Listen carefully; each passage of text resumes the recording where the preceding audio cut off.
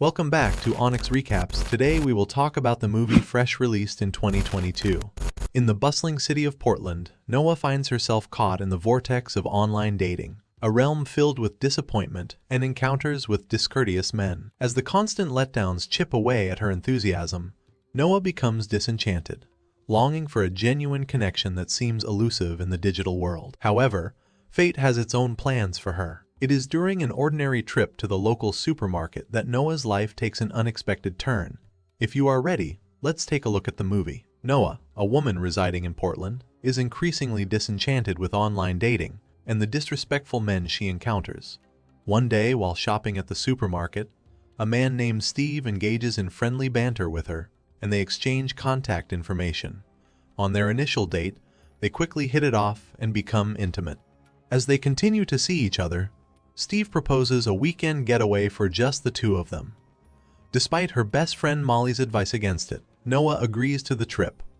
Planning to depart early the next day, Noah spends the evening at Steve's opulent residence. Unexpectedly, Steve spikes Noah's cocktail, causing her to lose consciousness. Noah's eyes flutter open, her surroundings a grim testament to the nightmarish reality she finds herself in. Bound by chains, she is trapped in the cold confines of Steve's basement, a captive of Steve's sadistic desires. The shocking truth is exposed as Steve confesses his involvement in a sinister underground trade, a dark industry, catering to unusual demands from wealthy clients and his insatiable appetite. His disturbing preference for young women drives him to deceive and capture unsuspecting victims during seemingly innocent encounters. Unbelievably, he reveals a twisted plan to prolong Noah's life, resorting to surgical procedures to preserve her so-called freshness. A glimmer of hope flickers when Steve grants Noah a momentary respite, allowing her to take a shower. Determined to escape her tormentor, she seizes the opportunity with desperation. However, her freedom is tragically short-lived as Steve swiftly recaptures her and inflicts a harsh punishment, leaving a chilling reminder of his control. Amidst the darkness, Noah discovers an unlikely ally in Penny, a fellow captive confined in an adjacent room. Their exchange reveals the chilling fate of Melissa, a victim who has descended into the abyss of insanity, her mind consumed by incoherent songs. Meanwhile, Molly grows increasingly worried about Noah's sudden disappearance and teams up with her friend Paul, a bartender who served Noah and Steve their drinks during their initial date. Upon conducting an online search, Molly uncovers the truth that Steve is actually named Brendan and is married to a woman named Anne. Shockingly, Brendan and Anne have children together. Determined to find answers, Molly pays a visit to Anne and discloses Brendan's apparent affair. Brendan himself arrives on the scene, vehemently denying any knowledge of Noah when questioned by Molly. Just as Molly is about to depart, she decides to call Noah's phone, and to her astonishment, it starts ringing from Brendan's pocket. This discovery raises Molly's suspicions further. However, the already disturbing narrative takes an abrupt and disquieting twist as Anne, whose involvement was previously unknown, emerges as Brendan's unsuspected accomplice. With swift and calculated precision, she incapacitates Molly, rendering her defenseless and vulnerable to the horrors that unfold. The shocking revelation that follows casts in an even more chilling light. She is not merely a passive participant, but a survivor of Brendan's abominable act. Her prosthetic leg stands as a visible testament to the torment she endured, a physical manifestation of the twisted bond that formed between them. Noah, driven by her desperate determination to survive, employs a careful strategy to gain Brendan's trust. She skillfully engages in flirtatious conversations, subtly weaving a web of intrigue around his food preferences, a subject that both repels and fascinates her captor. Capitalizing on Brendan's twisted fascination, he extends an invitation for Noah to join him for a disturbing dinner experience, one where she is coerced into indulging in a decadent feast.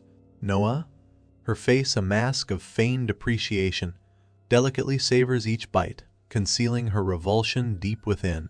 However, as soon as she retreats to her desolate prison cell, the facade crumbles, and she unleashes an uncontrollable torrent of vomit that serves as a visceral testament to the horrors she endures. In a distressing turn of events, Brendan once again invites Noah to dinner, presenting her with a pink dress as a gift. Before the meal, Brendan unveils a concealed compartment filled with personal belongings belonging to his countless victims, indicating the extent of his crimes. Noah's heart sinks when she recognizes Molly's phone among the stolen possessions. Manipulating Noah further, Brendan serves her a piece of breast meat, hinting at its possible familiarity. Taking advantage of the situation, Noah convinces Brendan to engage in sexual activity, feigning compliance and offering to perform a specific act on him. However, she cunningly seizes the opportunity to bite off his private part instead, incapacitating him. With Brendan injured but relentless in his pursuit, Noah manages to assist Molly and Penny in escaping from their respective rooms. The three women confront Brendan in the kitchen and engage in a desperate struggle. Eventually, they flee into the surrounding woods, all while being pursued by Brendan, who wields a gun and poses a constant threat. Meanwhile, Molly, with an instinct for precaution, had taken the proactive step of sharing her location with Paul before falling victim to the clutches of Brendan. As the weight of Molly's silence grows heavier on his mind, Paul's concern intensifies, pushing him to embark on a nerve-wracking journey to locate his missing friend. He follows the trail of the shared location, which leads him to the very doorstep of Brendan's house. However, as fate would have it, the chilling sound of gunshots echoing through the air shatters Paul's resolve, sending him reeling back in fear for his own safety. In the depths of the woods, Noah, Molly, and Penny mount a fierce attack against Brendan. Once again, amid the chaos, Noah manages to gain control of the gun and fatally shoots Brendan. Just as they catch their breath, Anne, Brendan's accomplice, arrives at the scene and discovers his lifeless body. Spotting Noah amidst the trees, Anne launches a vicious attempt to strangle her. In a desperate act of self-defense, Noah fights back, stabbing Anne in the neck with a set of car keys. Although Anne momentarily recovers, she resumes her stranglehold on Noah, only to be thwarted by Molly, who wields a shovel and delivers a powerful blow, incapacitating Anne. As the weight of their harrowing ordeal begins to lift, Noah and Molly, finding solace in the fragile sanctuary of each other's presence, allow themselves a moment of respite. In a mid-credit scene, a white room is depicted, housing 5 of Brendan's clients. Seated around a table with bloody meat at its center, they reveal themselves as members of a devilish organization, evidenced by a prominent display of Satan's symbol during the end credits, hinting at a much deeper and sinister connection to Brendan's horrifying activities, and the movie ends. This chilling tale explores the depths of human depravity and the resilience of the human spirit.